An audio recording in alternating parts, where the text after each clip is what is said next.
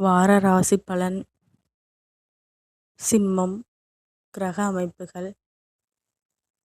ராசிஸ்தானத்தில் கேதுவும், களத்திரஸ்தானத்தில் ராகுவும், சந்திரனும், அஷ்டமஸ்தானத்தில் சனியும், பாக்கியஸ்தானத்தில் செவ்வாயும், தொழில் ஸ்தானத்தில் சூரியனும், லாபஸ்தானத்தில் சுக்கிரனும், புதனும், போகஸ்தானத்தில் குருவும் இருக்கின்றார்கள். சந்திரன் இந்த வாரம் கும்பம், மீனம், மேஷம் மற்றும் ரிஷப ராசியில் சஞ்சாரம் செய்ய இருக்கின்றார். பலன்கள். தொழில் நிமித்தமான சிந்தனைகள் அதிகரிக்கும்.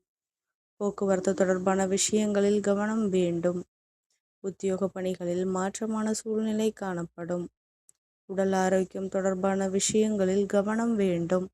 உறவினர்களை அனுசரித்து நடந்து கொள்ளவும். மற்றவர்கள் மீதான கருத்துக்களை தவிர்ப்பது நல்லது.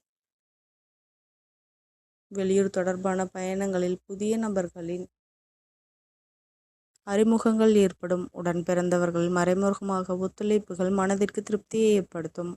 தொழில் ரீதியாக புதிய முயற்சிகளுக்கு கூட்டாளிகளின் உதவிகளும் ஒத்துழைப்பும் கிடைக்கும்.